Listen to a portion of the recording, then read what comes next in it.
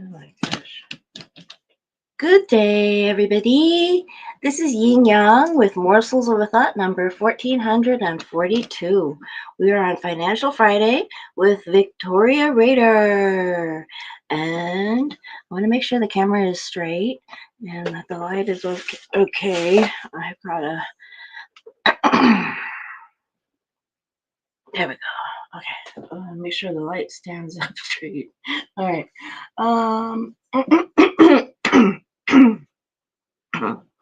Excuse me.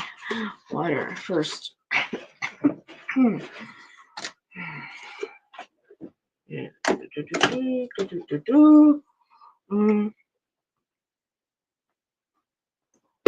are in California. It is 5:10 Standard Time, local USA California time, and I am here. We are here with Prosper Me, the 35 Universal Laws to Make Money Work for You by Victoria Rader, also known as Vika, in the Prosper Me series. And she's got a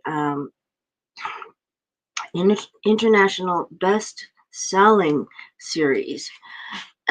The Law of Limited Resources is chapter 27. Be ready to receive from anything or anyone. I find that sometimes I get the best wisdom out of little animals, you know? I'll think something and I'll wonder an answer, and the cat will come up to me and I'll think of an answer, and it'll seem as if the cat gave me some wisdom. Sometimes that seems to be the truth to me. The law of limitless resources tells you to be ready to receive from any source or anyone. Whenever I think of this law, I'm always reminded of a joke which perfectly demonstrates this principle. Oh gosh, I wish I could think like Vika does, like she does just here. Anyway, hold on a second while I get a little more water, a little more. It's crazy because I just drank about 20 ounces all in one chug just a little while ago. Back to the author.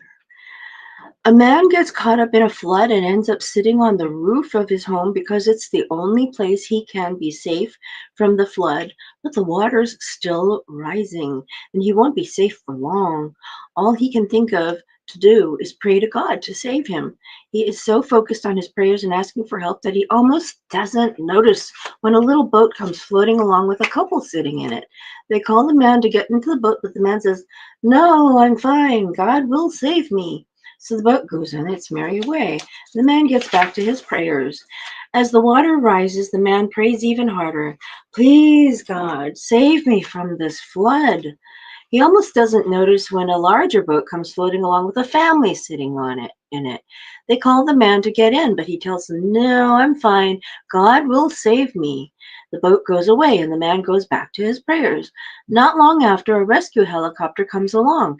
The pilot throws down a ladder and calls to the man to climb up, but the man waves him away, saying, "No, I'm fine.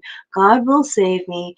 The helicopter flies away as a large wave comes along, sweeping the man off the roof and drowning him. Needless to say, pardon me, the man wasn't very happy when he got to heaven. He finds God and asks him, "What went wrong? I lived my whole life with faith. I've been a good man. I was praying for you to rescue me and nothing happened. I died." God replies, "I sent you 2 boats and a helicopter. What more could you possibly want?" I'm going to say there is an interesting story. I'm going to pause here and I'm going to tell you this interesting story because it's very similar. The Chinese have a story where a man goes to the Yen Wang, which is the 9th level of heaven, and the master of the god of the dead down there says, "It looks like you lived your life with faith, and I can send you back to earth because you're deserving. Now I'm going to send you somebody to make sure you get your wealth." And so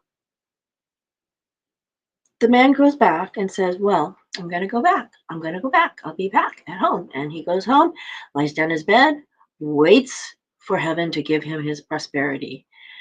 Somebody comes knocking at the door. I have a bag of gold for you. Oh, no, no, no. Heaven's going to give me my prosperity. You can see where this is going. He gets back down. So he gets back down there in front of the god of death again. The god of death says, what happened? What's wrong? Why are you back here again so soon? And he says, well, nobody came. And then the god of death asks the assistant nearby, who's a little fairy, and says, didn't you go and bring him anything? He says, yes, I knocked at his door 3 times and he didn't come to answer the door. So we can become, author says, we can become so fixated on how we're going to get something that we blind ourselves to other possibilities, which could be just as fulfilling, if not more so. I had an interesting dream the other day that I was going to be the voice against my political nemesis, Trump. And this is interesting because I was going to be the voice that explained to the public why the flag that Trump was going to produce of himself, he was going to change the nation's flag into one with his big face in the middle, and something that looked like the South Korean thing, except the flag would be pentagonal. It would be like a triangle except with cut off corners on the top. So it'd be pentagonal, and it would be like a V shape, and then there would be symbols almost like something, but the symbols would represent things that only he knew about, and I would be the only one to interpret it to the public. And then I had the dream that I got caught up in playing a Mancala game. Mandala game? Mancala game. Mancala game. And then I didn't wind up giving the voice out to the public and saving everybody from Trump. Of course, that's just me. I am that way. It's my bias. And I know that he's not completely the devil incarnate, but to me, we'll get there sometime. We'll see. Anyway, we can become so fixated on how we're going to get something, says Vika, that we blind ourselves to other possibilities, which could be just as fulfilling, if not more so. The truth is, there is only ever one possible way to get what you want, and that way is through Creator. Release any attachment to how something must come to you from a particular source in a particular way, and see how this opens you up to abundance in its myriad forms. Some of us have subconscious programming, which tells us that you'll be taking money away from someone else if you receive more of it. If those of you who went to Secret Knock Winter remember, we got those little diamonds. Those little diamonds. Well, that's what my cat was playing with just now, and that's the sound you just heard. Sorry, Vika. Some of us have subconscious programming, which tells us that you'll be taking money away from someone else if you receive more of it. The thing is that money is just energy. It's a limitless resource. A poverty mindset struggles to accept this, comparing abundance as if it was like a slice of pie. If you have a slice, that means that's less. If you have a slice, that means there's less for everyone else. In fact, Creator wants everyone to have their own pie, and that is more than possible when you accept that abundance is limitless. It doesn't matter how abundant you become, you can always be more prosperous, and that prosperity is always open to you because it is coming from the limitless source, capital S.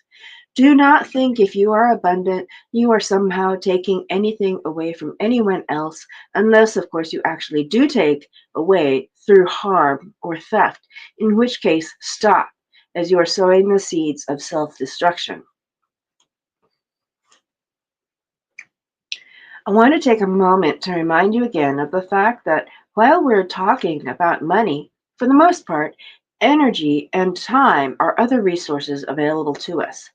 We say time equals money, which it does. We can either invest it or waste it. But if you think that your time is running out, you're subconsciously running programming that you're running out of money.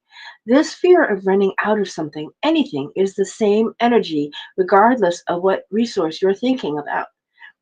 Once you get onto the frequency of running out, it shrinks your abundance because you can never run out of something which is limitless. We can agree that your lifespan has a limited amount of time on earth, but your presence is eternal. This conflict between your physical body, your M in me, and your eternal spirit, your capital E in me, creates the fear of running out of time. However, it is possible for you to create more time if you want. While there might only be 24 hours in a day, the way you consciously choose to use them can divert more time toward what you desire. You have all the time you need to create plenty of abundance. The same principle of infinite abundance is true for energy. Energy can never be destroyed, only transmuted, so you can never run out of it. If you're feeling low on energy, feeling that you're running out, you know that you can always renew your energy because you are connected to the eternal source of all energy. I have so many examples of being fully resourced by leaning into the law of limitless resources fully. I trust that as long as I am serving and pursuing what I am being guided to do, God will provide as needed in the most miraculous ways, from the smallest to the largest. This peaceful conviction was born at the moment when I felt most exposed and most without resources. I just had my daughter Lydia and brought her home. We bought our first home only 10 days prior to her being born. For years, we saved every penny we could be able to have the down payment for our home. We did not eat out, we wore the same clothes, and we had no money to buy new things. A wonderful friend of mine gave us her old crib. Another friend gave us a changing table. I was lying in bed with my baby girl, clueless about how to raise this precious little one, feeling inadequate as a mother and feeling completely inadequate financially to do so, while staring out of the window for which we had no money to buy curtains. Between the raging afterbirth hormones and the growing self-pity, I slid into a dark place of complete lack. At that moment, I prayed to God for deliverance and very gently was reminded Christ was born in a stable. It was good enough for him. This is good enough to start. Then came deep peace. My baby did not need new curtains. She just needed the comfort of my embrace. This is good enough has become a starting point reminder for me to allow any and all resources into my life in the best way. When things are hard, I tell myself, this is good enough for me to start. How can it get better? When things are thriving, I also tell myself, this is good enough. How much better can it get? While it is important to be seeking resources, it is equally important to realize that what you have now is good enough to start.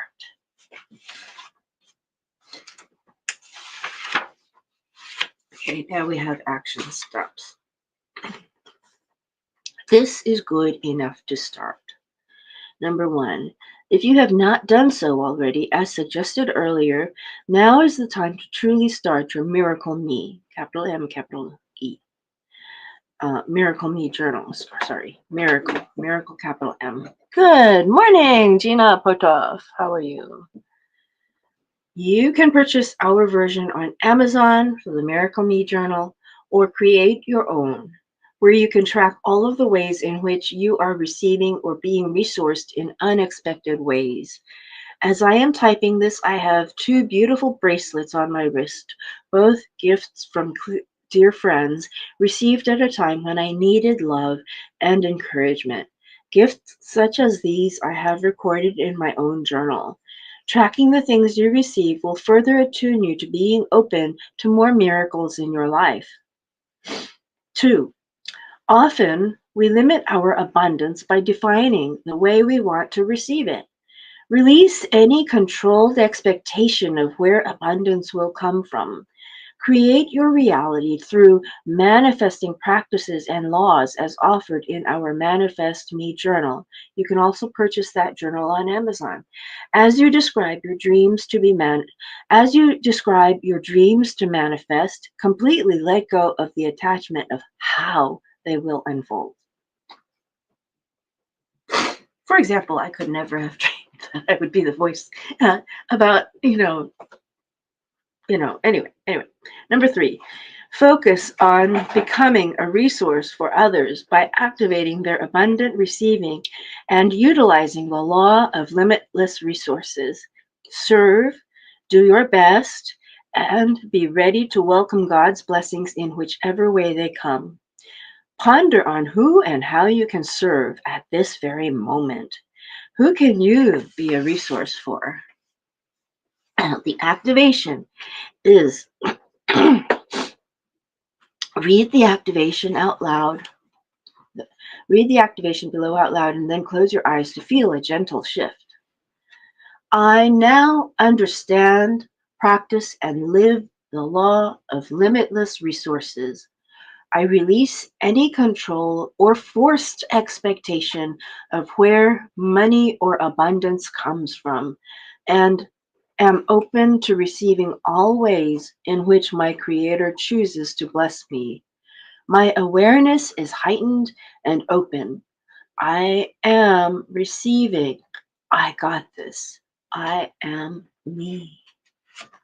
So keep in mind the stories of the 2 boats and the helicopter, and then the knocking at your front door. The one that's the Chinese story where there's a knock at the front door 3 separate times, and we don't know who is at the door because the little entity has to show up. The God entity has to show up in a human form of some kind, or maybe even a cat form. We don't know. Cat could be carrying a big old ingot over to the door and dropping it in front of the door for all we know. So we don't know. We don't know how it's going to come, but be willing to accept your limitless resources in limitless ways. Okay, so we will see you again tomorrow. And tomorrow is Sunday, right? No, tomorrow is Saturday. Angel will be here, well, Saturday. So this was Victoria Rader in Prosper Me, 35 Universal Laws to Make Money Work for You. And I hope that you have a great day. We serve to inspire you to have a great day with morsels of a thought of wisdom borrowed from other people, of course, because I am not all wise. I am not all wise, and all wisdom is not only within me. Of course, I come and get it from other people for you. And knowing the right thing to do is called wisdom. Not all wisdom is only knowing what to do, but all of knowing the right thing to do is called wisdom. And doing it is called virtue, thanks to that fortune cookie many years ago. And whoever wrote that fortune cookie, oh goodness, I hope good things come to you. And I will talk to you again later. Well, have a great day. Okay. Old Kinderhood.